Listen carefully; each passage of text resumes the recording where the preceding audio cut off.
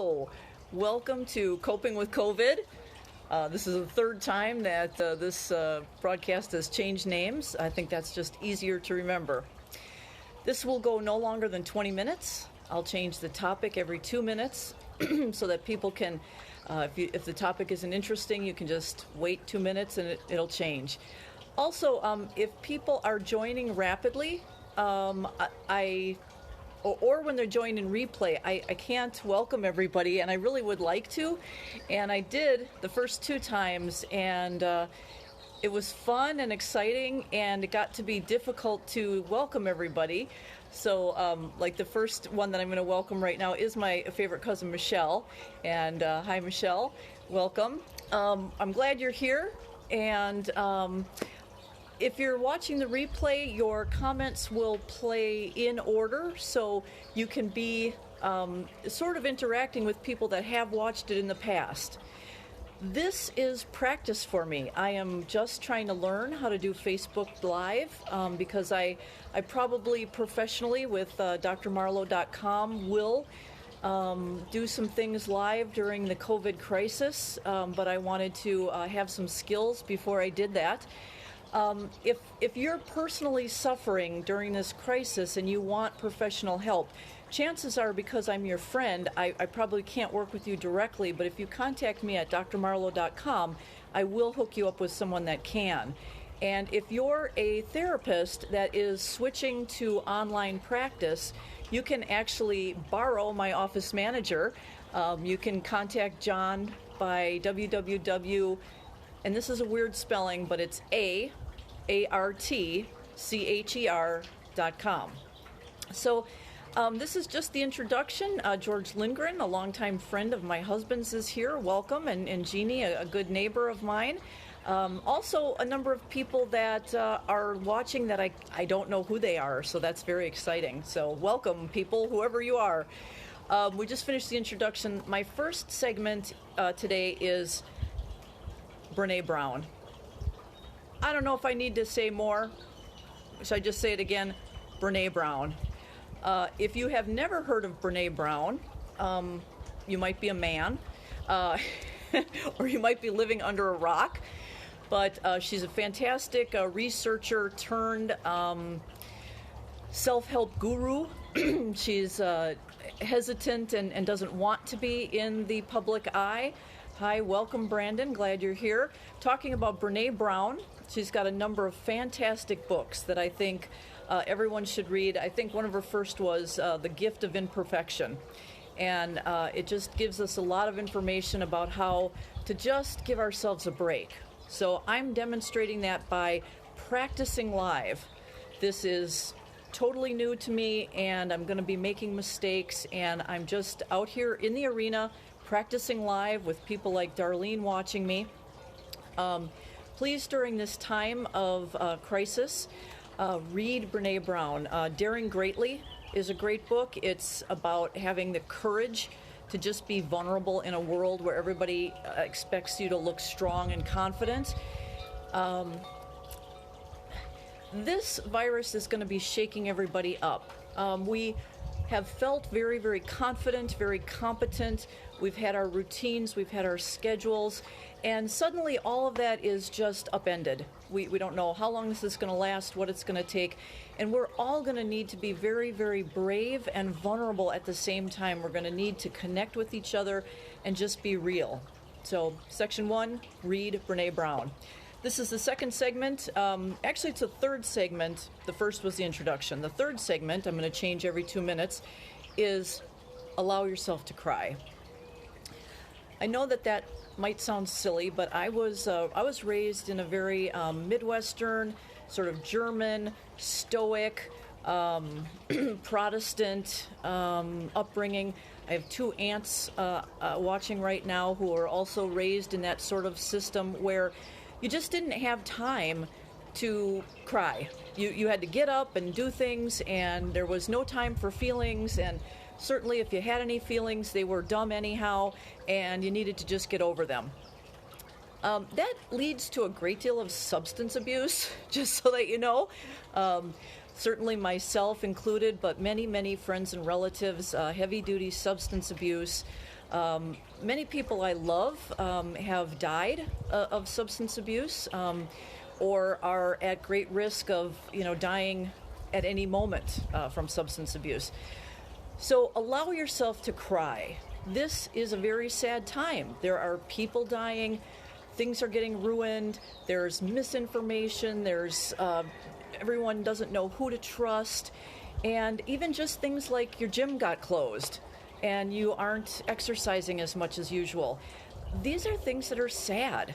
And you say, oh gosh, how can I be crying because, my Starbucks got closed? And actually, I don't even know if any Starbucks did get closed, but how can I be crying about my yoga class got closed when people are just flat out dying in, makeshift hospitals built in gymnasiums?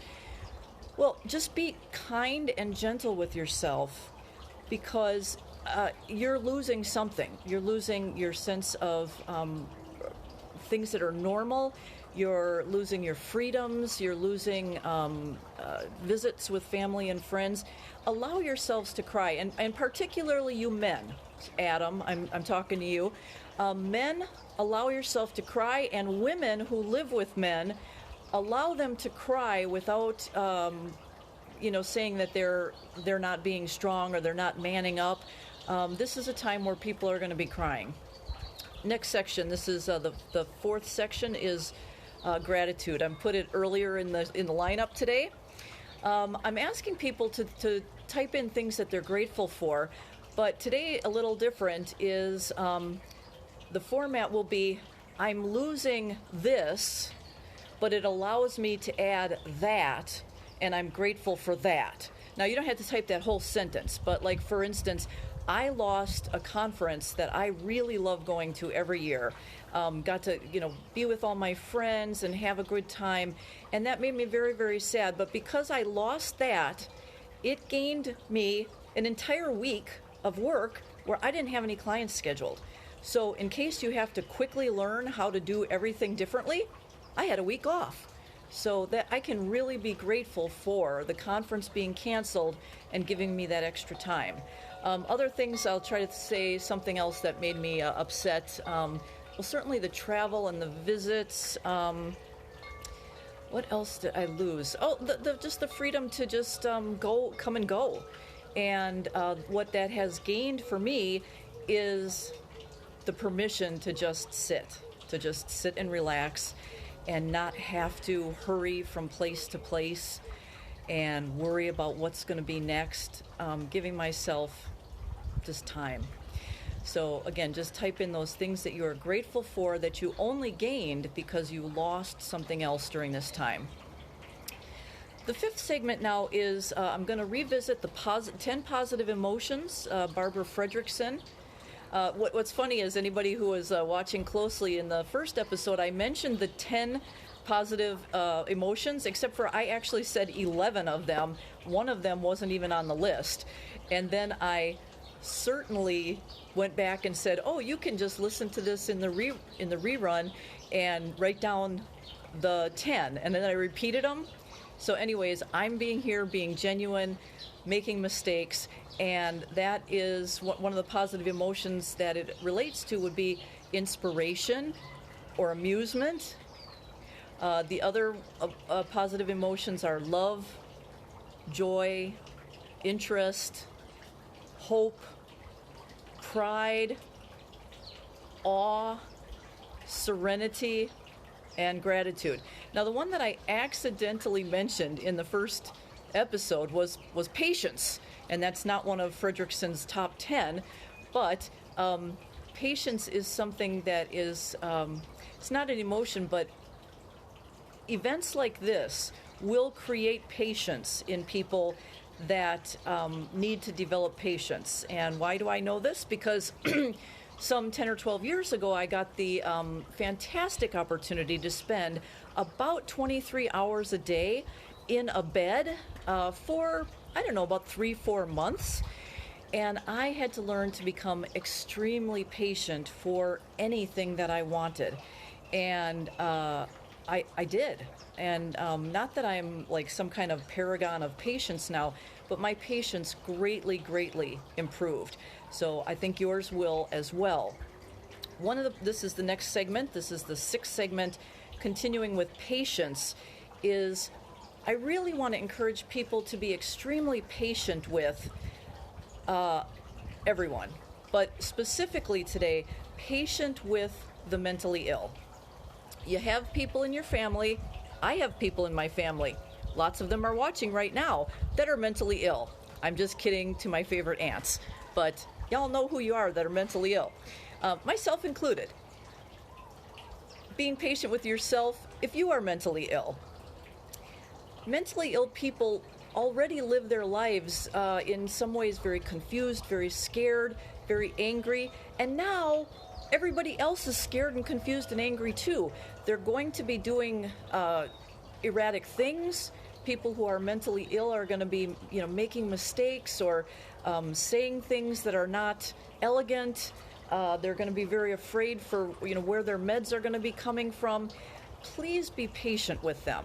And also, just when you see or hear things, particularly online, that just don't seem right to you, that seem like they're, just a little bit out of line, please pause before just responding with some kind of fiery response that you know the right answer, because we don't know what that other person is feeling. Not only the mentally ill need our patience, but also the elderly right now. And I count myself in that group, even if my favorite aunts who are older than me do not. But I count myself in the group of elderly, and we're a little bit slower to adapt to things. There are young, healthy-looking people who are very immunocompromised, and they're being extremely careful, extremely cautious, and people are sometimes making fun of them. Don't do that. If somebody's being cautious, it isn't hurting you. Let them be cautious. This is the next round 7, and I'm going to change the topic every 2 minutes. Welcome to you, Lynn. The 7th topic is that it's all going to work out in the end. And if it isn't worked out yet, then it isn't the end. Have you ever had that experience where you're watching a movie and it's really suspenseful and the hero hasn't saved the day yet, and there's still several things like the bomb and these other things that are going to happen, and you don't know what's going to happen, and you find yourself looking at the clock saying, wait a second, how much time does this movie have left? I don't think the hero can save the day in this much time. And we start calculating, is there time for commercials? But, life is like that too. We think that, it's gotta all work out. It's gotta all work out right now. And really, no, it doesn't. Everything will work out in the end. And if it isn't worked out yet, it isn't the end. So today is not the end of COVID. Tomorrow is not the end of COVID. Next week is not the end of COVID. We don't know when the heck the end of COVID is. It's probably months, possibly a year. We don't know. But at some point it'll be over. And we'll look back and we'll say, you know what? That was really hard. It was painful and unpleasant. And we're okay. So please try to remind yourself that whatever it is that happens over the next few months, it's really going to be okay. Our jobs, our money, our health, our wealth, all of that stuff's going to be okay. You say, well, how can you say that? Well, because it's a mental attitude. If you tell yourself that things are going to be okay, they really are okay. I mean, I sat in a hospital bed for, like 23 hours a day, telling myself like things are okay, just like they are. And they were. And now they're still okay. They're just okay in a different way. This is our 8th segment. We're going to change the topic every 2 minutes. This is about spirituality, churches, religions, faith, hope, and love. Religions are great. Churches are great. The one problem with both of those is that they're full of people. And people make mistakes. And people are afraid. And people say things that aren't right or good.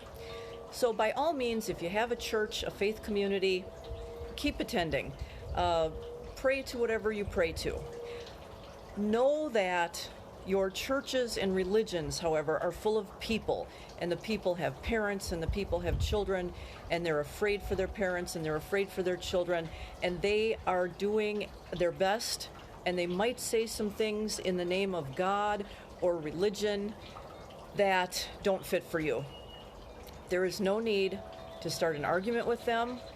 The one energy that binds us all together is love. That is universal in every religion, in every language. There isn't a single religion that doesn't espouse love as its main underpinning. So if you can stick with love rather than fear in your religious beliefs and the tolerance of other people's religious beliefs and spiritual beliefs, again, we're all going to be okay. There's probably a lot of people becoming religious right now. We're not religious. That's fine. Welcome them. Don't tell them that they're late to the party. Just welcome them with love. The 9th segment is reviewing the basics for COVID. And this is for anything. One of my viewers, I believe it was my cousin Dina, remarked that these tips are good for anything. And that's my point, is that I'm not inventing new stuff for COVID. I'm just pulling all the psychology stuff out of my back pocket that we use for everything. So these are basics for everything, and they certainly apply now. Get enough sleep and rest. Period. Get enough sleep and rest. Get some relaxation. That's enjoying yourself during the day when you're awake. Drink enough water. Yes, there's water in coffee. Yes, there is some kind of water in soda. Yes, there is water in a whiskey and water. But I am talking about get some pure, clean water and drink water every day. It's good for your immune system. Have some play and some fun each and every day. My friend Colleen just joined us, and Colleen is somebody that knows how to play. We took a walking stick that she had with her at a conference, and we passed it through, I don't know, maybe 100 people, and each one of the people did something different with that stick, something playful. Connect to yourself, whether you do that through meditation, whether you do that through some quiet time, through reading or coloring or art. Connect to yourself, connect to your beloved others, people in your community, my psychodrama community, my 12-step community, my family community, my friend community. Connect to all your communities. Keep your nutrition up. Try not to eat garbage during this time. I know that we all want comfort. And I got to tell you, there's a hummingbird trying to join this live broadcast, and I hope that he is able to join us, but I'm not sure that he will. Get some joyful movement every day, and if it is safe to go outdoors where you're not going to be exposed to or exposing other people or even scaring people. I don't even care if you're sick. If you're out there acting nonchalant, you could scare people that are immunocompromised. Get some joyful movement outside that is safe. The final segment is integration. So integrating what we've had all today is that this is a scary time for us to be brave and vulnerable and try new things and embrace the unknown, connect with ourselves, connect with others like our neighbors, like Jamie, connect virtually, connect spiritually, connect energetically, connect with your family like Ted Archer, who just joins us. Thank you. We're just doing the summary right now. You can watch this in replay. Read Brené Brown, B-R-E-N-E, with a little accent, Brown. Read Brené Brown, pretty much anything she writes. Google her TED Talks, listen to anything. Focus yourself on positive emotions, particularly gratitude. Be incredibly patient with yourself, with others, with the mentally ill, with the ill, the physically ill, with the people that are just scared, with the people that are compromised in their immunity, with people who have invisible disabilities and they look fine, but they're not. There's something going on with them that you don't know about. Be patient with other people in your responses online. And thank you all for being patient with me while I practice Facebook Live. I will see you again maybe tomorrow. I'm not promising tomorrow because, again, I don't know what's tomorrow is coming, but I will see you next time. Thank you.